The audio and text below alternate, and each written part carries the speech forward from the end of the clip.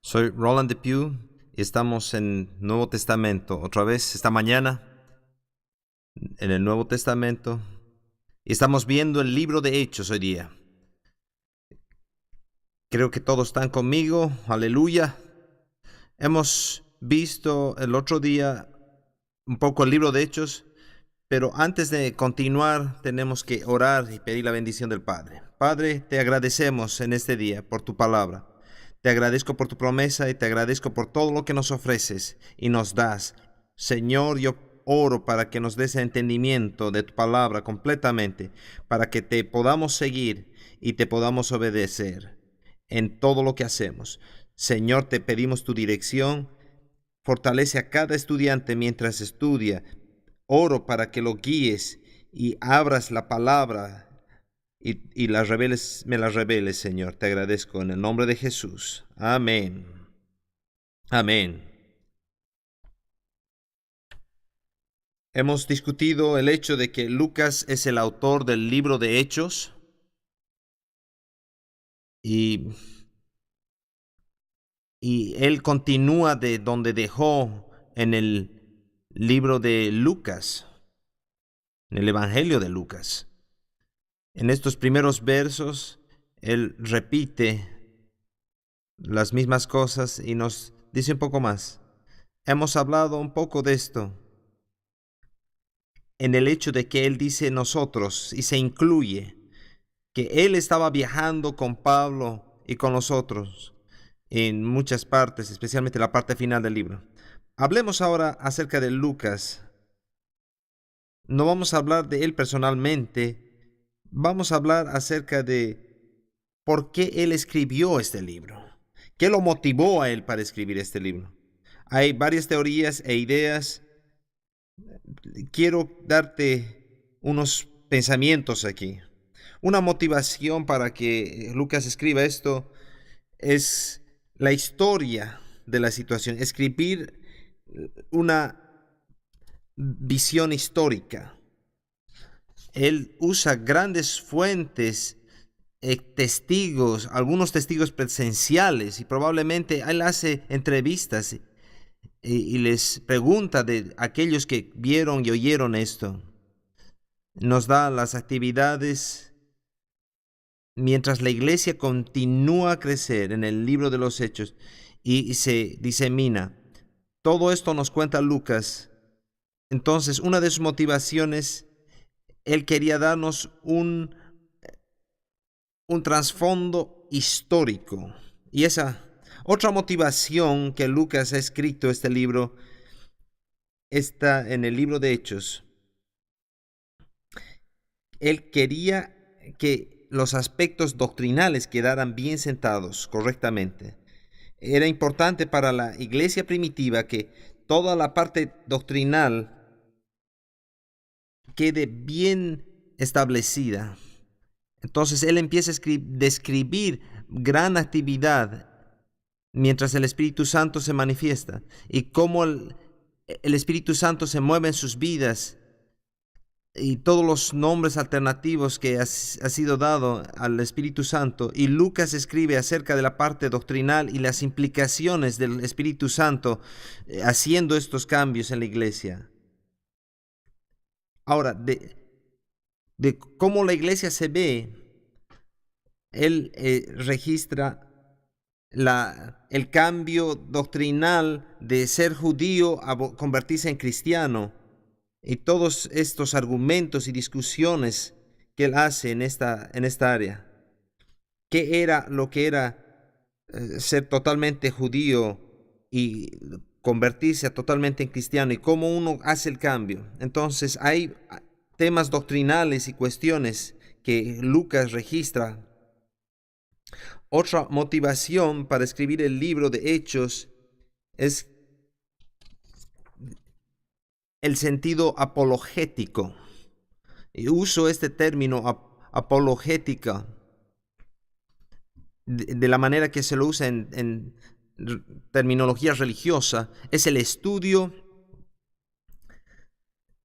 Y esto no quiere decir que uno se siente apenado y dice, cuando uno escribe una apología está escribiendo una defensa de la fe. Entonces, quiero que ustedes sepan por qué creo lo que creo. Entonces, así es que el libro de Hechos es una apología, no solo la historia de la iglesia, y no solo la parte doctrinal. Teófilo, yo quiero que tú creas en Jesús, y todos los que leen crean en Jesús, porque él está defendiendo lo que cree y defendiendo la fe. Entonces, de esta manera llamamos una apología o algo apologético. Esta es una de las formas típicas de los escritos de la iglesia primitiva. Ellos defendían lo que creían y muchas veces escribían a alguien en autoridad, alguien que tenía autoridad sobre ellos, o alguien que era un magistrado, o alguien involucrado en su comunidad, y que ellos percibían que necesitaban darle una respuesta.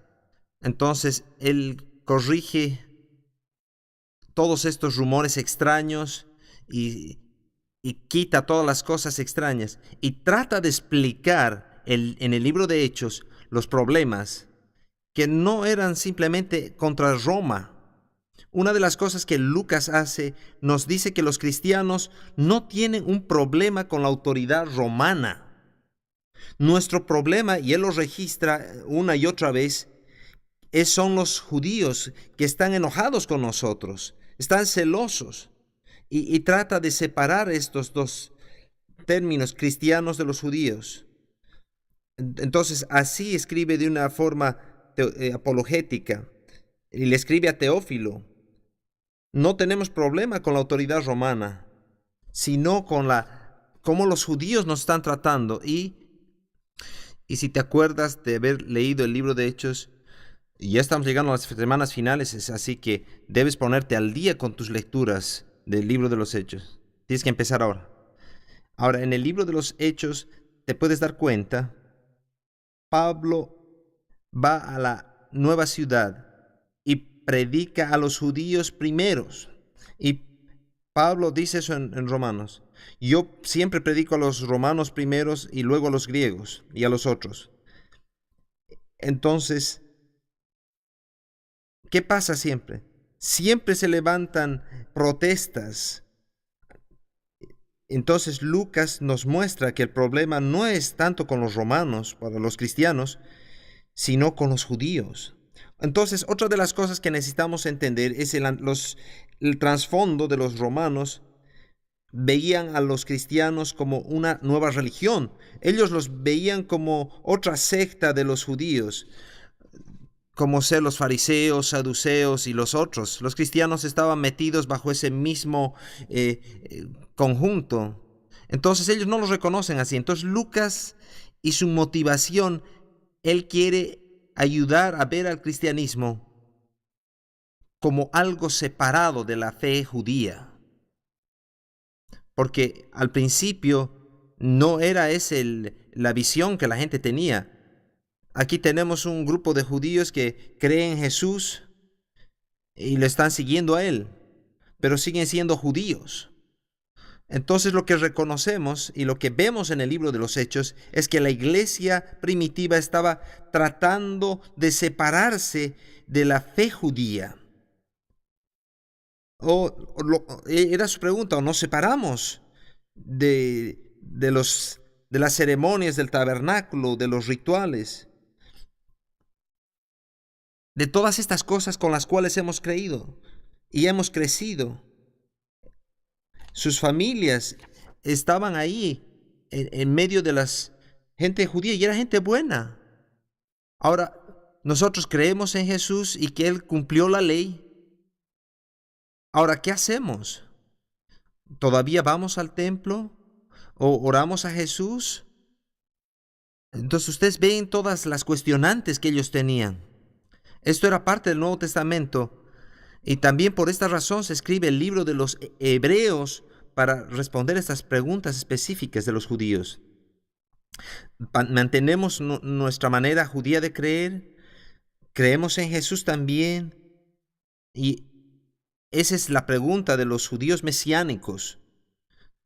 ¿Debo seguir y ser libre de los rituales y amar a Jesucristo?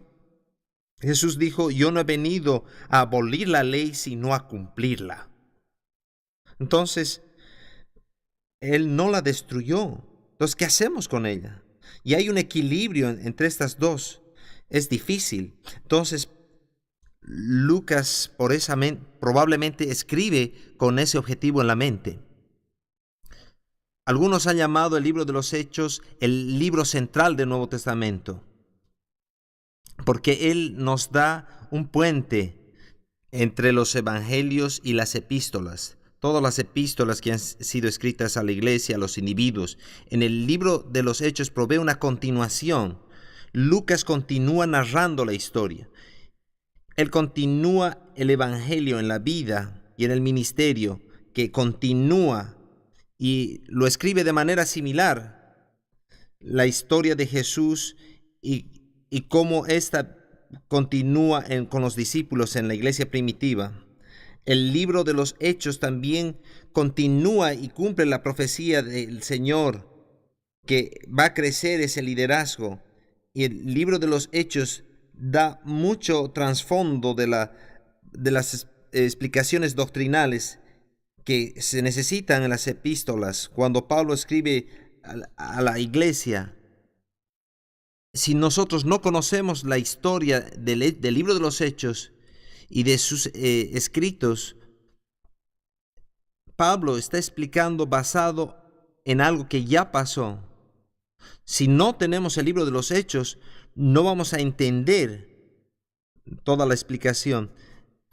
Vamos a ver esto mientras veamos el siguiente bimestre, Nuevo Testamento 2. Vamos a ver las epístolas y las referencias. Vamos a referirnos constantemente al libro de Hechos. Si no fuera por el libro de los Hechos, no sabríamos mucho acerca de los 30 primeros años de la iglesia. Más o menos 30 años son cubiertos aquí por Lucas. Y si él no hubiera escrito esto acerca de la organización de la iglesia, no hubiéramos sabido cómo escogieron a los diáconos, cómo ellos pusieron otros discípulos para que caminen con ellos. No hubiéramos sabido nada de la organización, de la estructura organizativa. O cuando disciplinaban a alguien, el libro de los Hechos registra los mensajes y sermones de Pedro y Pablo, especialmente la doctrina, la información, la enseñanza en la iglesia. Entonces, esa es una de las razones por la cual creemos que el libro de Hechos es un libro central. Es un puente entre los evangelios y las epístolas y de esta iglesia que crece. El tratado número 4, y ahí tiene un bosquejo de fechas que nos muestran el libro de Hechos y lo que ocurrió. Y esto es algo aproximado. Algunas de estas fechas son exactas, otras con un error de 2 o 3 años. Esto nos va a dar una línea de tiempo para que tú puedas ver cómo se desarrolla el libro de Hechos y su historia. El libro de Hechos cubre todo este periodo y yo no voy a ir línea por línea, pero esto te va a hacer como una ayuda suplementaria para que tú puedas ver el orden de los eventos que se están desarrollando. Lo que vamos a ver hoy día y la siguiente semana, vas a poder ver eso y entender. Nos da una visión panorámica de todo este fluir. El libro de los Hechos ha sido escrito probablemente al final de los 2 años de prisión de Pablo, que están situados al principio o mitades de los 60 después de Cristo. Porque vemos que para este tiempo Lucas había estado tomando ciertas notas y luego él se sienta y publica todo este trabajo. en un documento simple y lo hace disponible para todas las personas en ese tiempo. Ahora, la razón por la que hemos puesto ahí, porque él no escribe esto hasta que Pablo es aprisionado. Entonces nos cuenta que Pablo estaba prisionero, pero no oímos acerca de su muerte y de otras cosas que ocurrieron más años después, pero tenemos la idea que Pablo fue aprisionado y luego le dieron una libertad parcial. Estaba bajo un arresto domiciliario y vemos eso históricamente, que esa era la situación, que Pablo le habían dado cierta libertad, mucha gente podía ir a él y salir de él, entonces tenía un poco más de libertad. Entonces vamos a ver de todas estas cosas. Él se sienta, se toma el tiempo para ver que tiene toda la información correcta. Entonces, esto también necesita clarificación, que el libro de los Hechos está claramente escrito después del libro de Lucas. Quizás fue escrito después del Evangelio de Lucas, que había cierto corto periodo entre uno y el otro, pero no tenemos las fechas exactas. Pero como lo dijimos, hasta aquí de los tres primeros versos están dirigidos a Teófilos y eventualmente sobre todo el pueblo griego. Pero él dice al principio: queremos enseñarles estas cosas, cómo el Espíritu Santo empezó a obrar. Ahora, déjenme darles una división bastante simple del libro. ¿Está bien? Es muy simple, pero vamos a suplementarla. Capítulos 1 al 12 nos hablan acerca de Pedro. Básicamente acerca de Pedro y su ministerio. Luego capítulos 13 al 28 nos hablan acerca de Pablo y su ministerio, del apóstol Pablo. 1 al 12 Pedro, 13 al 28 Pablo. Y es muy simple, pero vamos a entrar en más detalle que eso. Pero este es una panorámica grande. Pero el libro de los Hechos se centra en esas dos vidas, Pedro y Pablo. Pero al principio como dijimos, trata con Pedro y su mensaje. Pero probablemente el mensaje clave, el verso clave, es Hechos 1:8. Jesús les dijo a sus discípulos, 1:8: pero recibiréis poder cuando haya venido sobre vosotros el Espíritu Santo, y me seréis testigos en Jerusalén, en toda Judea, en Samaria y hasta lo último de la tierra.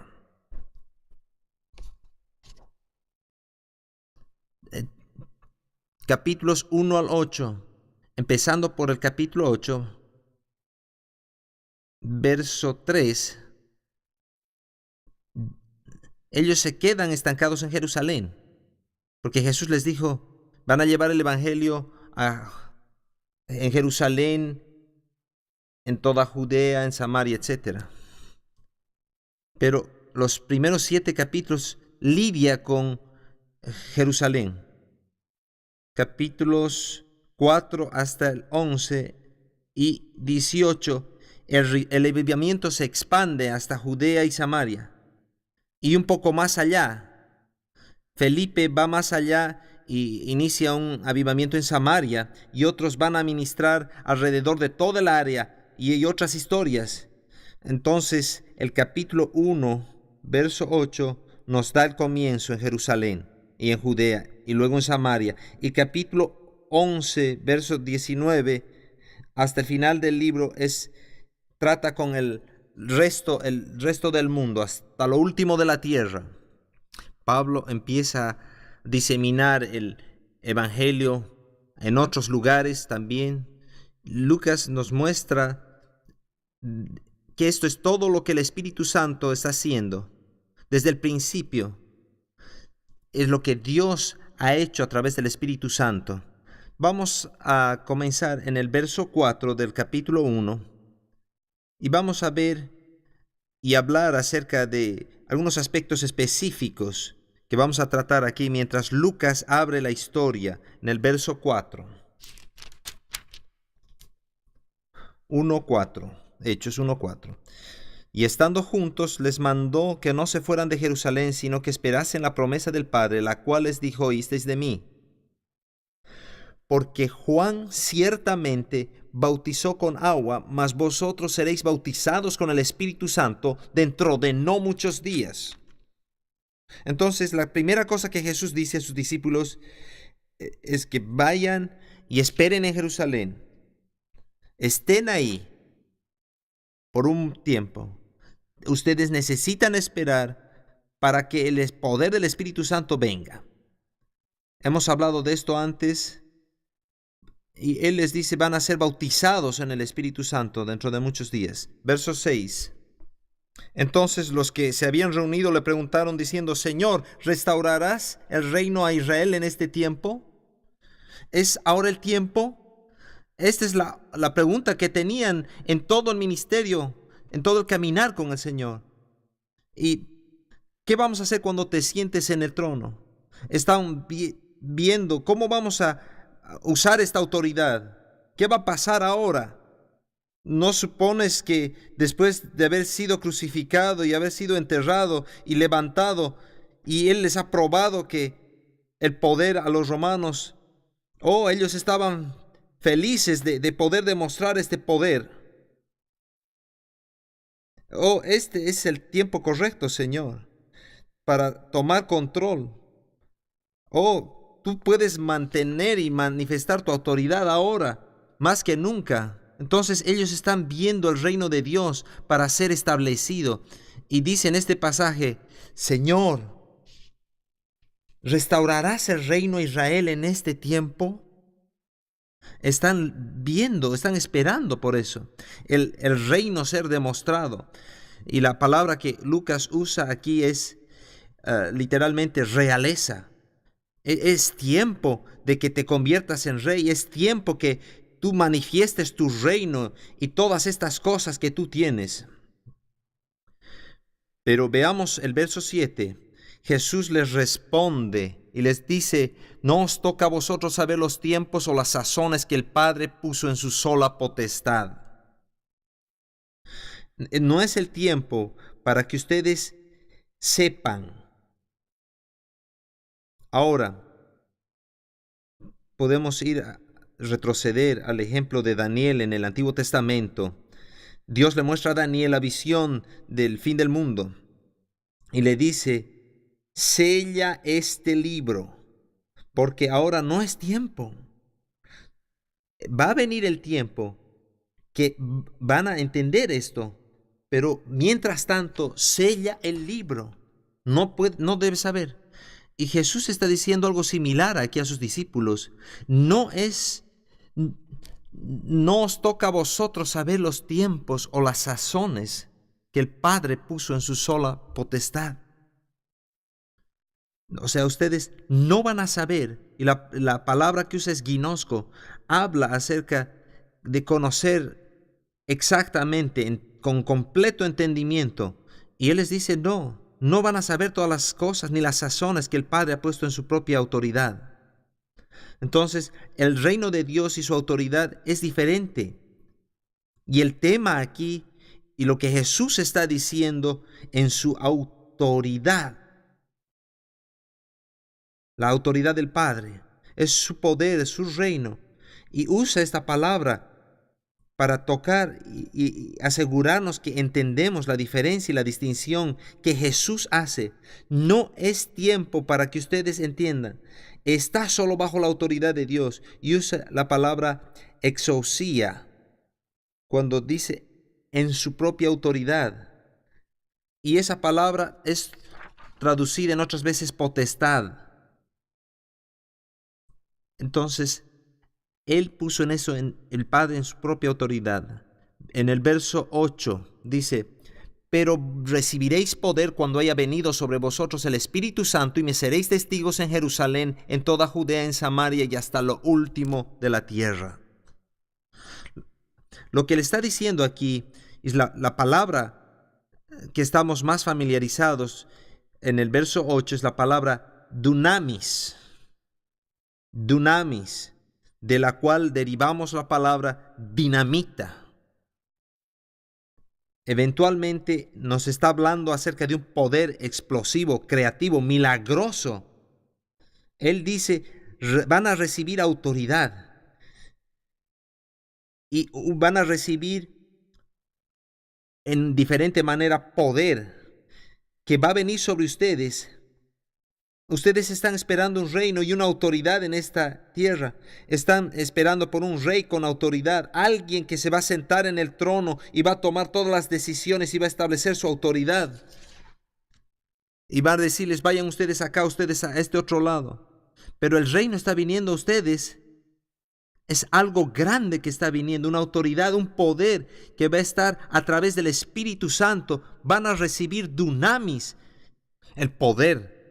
Y puedo decir muchas cosas al respecto, ya he predicado suficiente, pero tenemos que entender el poder del Espíritu Santo. Ellos no entendían, no sabían qué poder, qué clase de poder iba a venir. Y nos va a tomar todo el libro de Hechos para entenderlo. Y todavía nosotros no lo hemos podido entender y estamos tratando de entenderlo. Y todo el poder que el Espíritu Santo nos ha dado va a venir sobre ustedes. Entonces les dice, ustedes van a ser testigos. Ahora, ellos no era lo que ellos estaban esperando, no eran sus expectativas esas. Le preguntan, ¿vas a venir en tu reino? Y si es él el rey, ¿dónde está su reino? Y nosotros vamos a estar en lugares de autoridad. Si tú eres el rey y somos tus seguidores más cercanos, tú nos vas a poner en posiciones de autoridad tremendas. Vamos a vengarnos de algunos que nos han estado maltratando. Quizás no era tanta la posición así de ellos. Quizás ya han aprendido un poco mejor de la idea del cristianismo. Ellos estaban buscando esa autoridad y Él les dice, no van a tener esa clase de autoridad. Van a tener el poder del Espíritu Santo que va a venir sobre ustedes y en lugar de ser gente que controle y van a estar mandoneando, se van a convertir en testigos. Van a testificar. Y la palabra que usa, que ellos la conocían muy bien, es la palabra griega martus. Es la palabra de la cual derivamos la palabra mártir. Alguien que va a dar su vida por lo que cree. Y se va a convertir en mártires, se van a convertir en testigos de mí. Y esta es una indicación de que ellos iban a ir, iban a decir el mensaje, comunicar el mensaje, y ellos mismos se van a dar por el mensaje. ¿Y es eso lo que ellos querían? No, creo que no. Ellos no estaban esperando esto. Ellos estaban esperando el reino. Y el Señor les dice, van a tener poder inimaginable de morir por mí. Un momento. Es algo que ellos no estaban esperando. Pero Lucas registra esto de tal manera que nos hace entender que estas cosas estaban ocurriendo. Ahora, Lucas acarrea la historia a este punto y no nos vamos a tomar mucho más tiempo, pero veamos el verso 9. Habiendo dicho estas cosas, viéndolo ellos, fue alzado y le recibió una nube que le ocultó de sus ojos. Y 2 hombres con vestiduras blancas les dijeron, ¿por qué estáis mirando al cielo? Este mismo Jesús que ha sido tomado de vosotros al cielo, así vendrá como le habéis visto ir al cielo. Verso 12 entonces. Jesús se fue.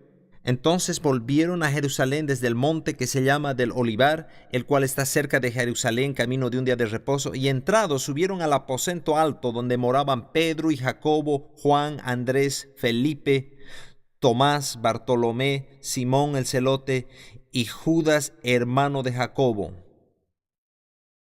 Todos estos perseveraban unánimes en oración y ruego con las mujeres y con María, la madre de Jesús, y con sus hermanos. Es interesante ver quiénes estaban ahí. Ustedes pueden estudiarlo. Estaban los 11 discípulos y las mujeres que le siguieron hasta la tumba, sin duda, María Magdalena, María la madre de Jesús. Y hay una pequeña nota que Lucas la deja caer ahí. Y dice, y sus hermanos. Hemos hablado acerca de sus hermanos, de su familia antes. Ellos decían, no sabemos, no estamos seguros acerca de lo que está haciendo Jesús. Hemos crecido con Él y no sabemos por qué está enseñando estas cosas. Y sus comentarios ahí en años anteriores no sabían qué decir acerca de Jesús. Y no estaban realmente creyendo en Él. Pero en este punto, ellos regresaron, ellos lo aceptaron y empezaron a creer quién Jesús era. Y empezaron a tomar todo esto. Ahora, mientras tomamos de aquí en adelante, veamos el verso 15. En aquellos días Pedro se levantó en medio de los hermanos y los reunidos eran como 120 en número y dijo, había muchos más de los que... Varones hermanos, era necesario que se cumpliese la escritura en que el Espíritu Santo habló antes por la boca de David acerca de Judas, que fue guía de los que prendieron a Jesús. Veamos el verso 17. Y era contado con nosotros y tenía parte en este ministerio. Quiero tomar la frase que Lucas enfatiza, y eso no lo entendemos en castellano. Lucas empieza las primeras reuniones describiendo con este problema. Hemos perdido a Judas. Él murió. Él traicionó a Jesús. Él era parte del número y él obtuvo parte en este ministerio. Y la palabra que usa aquí para ministerio es la palabra griega diaconía. Diaconía, que es la palabra de la cual nosotros derivamos la palabra diácono. Literalmente significa alguien que sirve a las mesas o alguien que es siervo, que ayuda de manera de siervo en esta situación. La palabra es usada y él dice aquí, él obtuvo este ministerio y el hecho que todos eran siervos. Ahora él continúa en el verso 20. Porque está escrito en el libro de los Salmos, sea hecha desierta su habitación y no haya quien more en ella. Y en otro lugar del Antiguo Testamento dice, tome otro su oficio. Otras traducciones dicen posición, forma de obispado, o es la forma de obispo. Al otro tome su ministerio. Ahora veamos aquí en el verso 21. Es necesario, pues, que de estos hombres que han estado junto con nosotros todo el tiempo que el Señor Jesús entraba y salía entre nosotros, comenzando desde el bautismo de Juan hasta el día en que entre nosotros fue recibido arriba, uno sea hecho testigo con nosotros de su resurrección. Entonces, está diciendo Jesús, nos dijo que tenemos que ser testigos, pero tenemos que encontrar a alguien que reemplace a Judas y tome su ministerio y tome su posición de siervo y sea mártir con nosotros en el testimonio. Ahora, verso 23. Y señalaron a dos, a José llamado Barsabás, que tenía por sobrenombre Justo, y a Matías. Y oraron y dijeron, tú, Señor, conoces los corazones. Verso 25. Para que tome la parte de este ministerio y apostolado, la misma terminología, de que cayó Judas por transgresión para irse a su propio lugar. Y la palabra que usa aquí para apostolado es la palabra apóstolos, que literalmente significa alguien que acarrea un mensaje o que está en una misión y que acarrea esta implicación, que alguien ha sido enviado Hasta este tiempo eran discípulos. Hasta este tiempo ellos se sentaban a los pies de Jesús. Han estado aprendiendo de él. Y se les decía qué hacer y qué aprender. Y todos estaban absorbiendo estas enseñanzas. Esto es bueno, Señor. Ahora, ¿cuándo lo vamos a hacer? Y el Señor los envió de dos en dos para que ministren y luego regresen. Y les dijo, no os regocijéis de la autoridad que tienen sobre los demonios, sino de que vuestros nombres están escritos en el libro de la vida. Él estaba tratando de enseñar esto. Hasta este lugar, él todavía le está tratando de enseñar esto. Y Jesús vino los últimos días aquí en la tierra y les dijo, ustedes se van a tener que sentar y esperar para que el Espíritu Santo, y una vez que el Espíritu Santo viene, entonces van a tener poder que no lo tenían antes. Entonces los pensamientos que todavía estaban en su mente eran poder. Vamos a tener poder finalmente. Pero Él les dice, no, tu ministerio y el ministerio de ustedes es servir. Y al final empiezan a entenderlo. Nuestro ministerio es ser testigos. Y entonces ellos querían a esta otra persona para que sea enviado. Entonces todo este tiempo estuvieron aprendiendo y ahora este nuevo término apostolado empieza a tener una relevancia que significa algo diferente. Los discípulos eran aquellos que aprendían, ellos estaban recibiendo. Ahora se están convirtiendo de repente en apóstoles. Entonces ellos decían, tenemos que escoger a alguien para ponerlo en esta posición, para que entienda lo que hemos estado viviendo y sea testigo. Y llevemos esta idea de ser testigos, seamos mártires para el Señor y seamos enviados como apóstoles. Entonces de aquí aprendemos a usar este término apóstol, que está localizado en sus vidas, y ellos empiezan a ver cómo Dios lo iba a hacer y cómo Él iba a diseminar este mensaje. Entonces tiene que ser alguien que ha sido enviado con este mensaje, y aquí se usa la palabra apóstol, que tiene esa connotación y ese entendimiento. Alguien que ha sido comisionado. Entonces ellos empiezan a ver quién iba a llevar el mensaje. Lucas conecta este tema con la autoridad, el poder, y que ellos estén en posiciones, en el lugar correcto en el ministerio. Ahora, Judas perdió esta posición. Lucas nos ayuda a ver este punto. Creo que no lo podemos ver en nuestras traducciones en castellano, pero la terminología que usa él, usando nuevos términos, nuevas posiciones. Ahora esta es una nueva posición que vas a tomar de ser un mártir, un apóstol. Y el tema es que tenían que ser totalmente dependientes del poder del Espíritu Santo, que todavía no lo tienen. Y ellos dicen, "No, está bien, algo entendemos", porque ellos no tienen todavía el poder del Espíritu Santo obrando en sus vidas.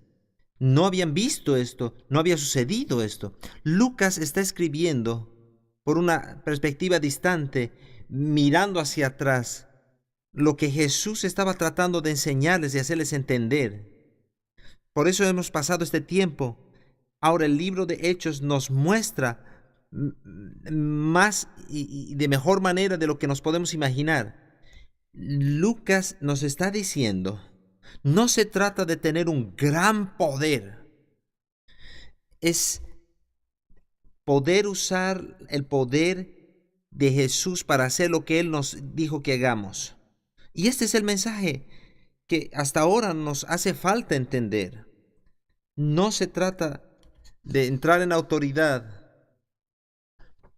sino estar abiertos al poder del Espíritu Santo para hacer y que Él haga en nosotros, para que podamos cumplir lo que Dios nos ha llamado a hacer. y podamos estar en aquellas cosas. Luego ellos echaron suertes y escogieron a Matías para que tome la posición de Judas. Hay muchas suposiciones y muchos comentarios acerca de echar suertes. Es un tipo de elección. A veces usamos esta idea de sacar unas pajitas, sacar la pajita. Esa es la idea que tenemos, o echar suertes. Algunos pueden pensar que es lanzar algunos dados. Esa es la imagen que tenemos, pero no es lo que estaba sucediendo aquí, es una elección. Yo quiero que te des cuenta de un par de cosas aquí. Nunca en la historia de la iglesia o en las escrituras, en el Nuevo Testamento, ves que vuelven a echar suertes. Nunca más vuelves a oír una elección de esta manera. Nunca más se oye. En el Antiguo Testamento, Dios les dio varias maneras para tomar decisiones. Echar suertes. El sacerdote usaba en su vestimenta especial. Ellos tenían elementos para hacer elecciones. Pero hay aquí varias maneras que los judíos usaban para hacer esto. Pero en el Nuevo Testamento ya no más. ¿Y sabes por qué? Yo te voy a dar mi opinión. Voy a sacar de la caja de mis opiniones. Porque la iglesia no es una democracia. Es tan simple. Dios dice, yo estoy en autoridad, y el Espíritu Santo dice, yo estoy en autoridad y en poder. Y esto quizás los ponga quisquillosos a algunas personas, pero yo no veo en ninguna parte en la Escritura que los apóstoles votaron para que alguien se siente a enseñar la escuela dominical. Yo no veo eso en ningún lugar donde haya una mesa de fideicomisarios. Ahora, podemos llegar al lugar de abusar el poder. Pero si tú usas el poder del Señor de una manera correcta, no vas a entrar en ese riesgo. Ahora, ¿qué acerca de Matías? Él fue escogido. Nunca más es mencionado en toda la Escritura. ¿Era una buena elección? No lo sé. Pero no volvemos a escuchar más acerca de Matías. Aparentemente él estaba con ellos. Y ellos escogieron a alguien que estaba desde el bautismo de Juan. Vamos a escoger a otro discípulo que llene el lugar de Judas. Y hay suposiciones que sugieren que Dios ya había escogido a otro hombre llamado Saulo de Tarsus, que fuera parte de ese grupo, el hombre que después se convierte en Pablo. Y yo no sé, yo no tengo la respuesta para esto, pero hay distintos pensamientos.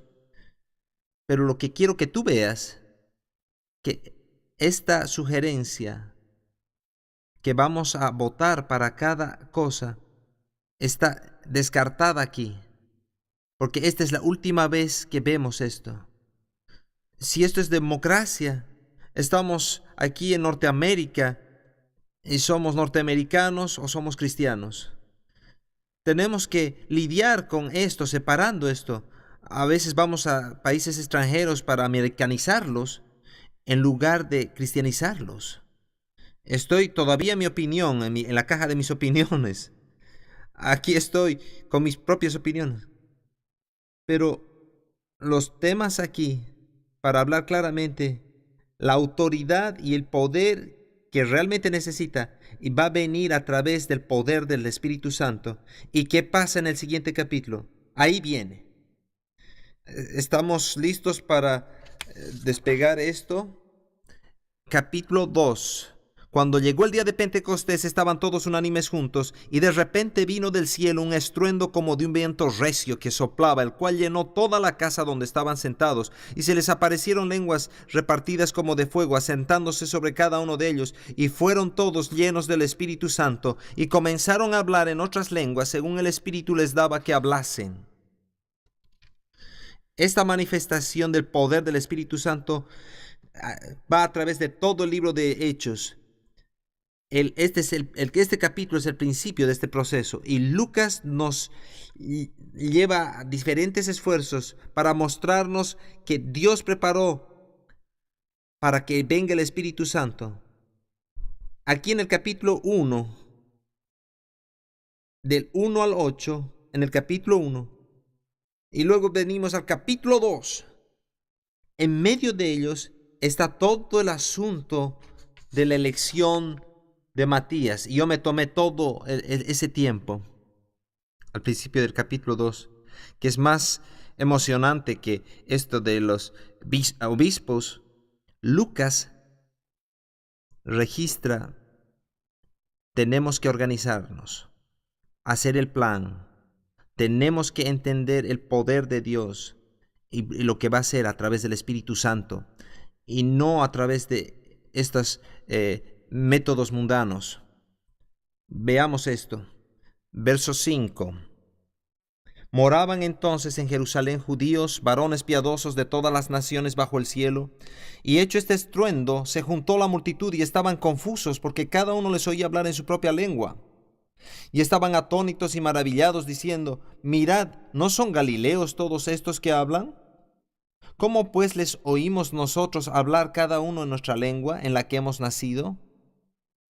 Partos, y empieza a listar: partos, medos, elamitas y los que habitamos en Mesopotamia, en Judea, en Capadocia, en el Ponto y en Asia, en Frigia, Panfilia, en Egipto y en las regiones de África más allá de Cirene, y romanos aquí residentes, tanto judíos como prosélitos, cretenses y árabes, les oímos hablar en nuestras lenguas las maravillas de Dios.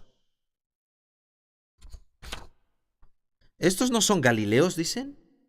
Los galileos tenían un dialecto, era la gente del campo, y así las veía la gente de Jerusalén. Y yo particularmente soy del sur, y viví toda mi vida allá, y tengo también mi dialecto. Sé lo que es tener eso, y yo puedo hablar como ellos. Y básicamente los judíos estaban diciendo: son estos galileos, estas personas no saben esto, pero oyen lo que están hablando en nuestro propio lenguaje, y lo estamos oyendo hablar las maravillas de Dios. Y el poder del Espíritu Santo vino sobre ellos. A todas estas naciones, todos estos lenguajes. Quiero animarte a ver un mapa y ver las distintas direcciones que este mensaje alcanzó en ese momento. Algunos por el sur, Egipto, Libia; al norte, Asia; este, Mesopotamia; al oeste, Roma y otras diferentes naciones. A todos estos lugares estaban escuchando el evangelio en su propio idioma, y ellos entendían. Ellos decían: esto no tiene sentido, es un grupo de galileos y están hablando estos idiomas y estas palabras. Y Dios usa de esta manera a las personas. Y hay aquí 15 grupos étnicos representados de todo el mundo. Y este es como anticipándose a que este mensaje iba a alcanzar más allá de la frontera de los judíos. Entonces los judíos eran muy nacionalistas. Ellos decían: somos nosotros, Dios trata con nosotros, somos su gente escogida. Y si tú eres gentil, estás fuera, no lo obtienes. Ahora Lucas nos está hablando desde otro punto. Es un gentil, y él está él se está regocijando en manera tremenda en registrar esto. Ahora, aunque faltan algunos capítulos para que este mensaje salga de Jerusalén, Lucas dice: se va a diseminar por todo el mundo.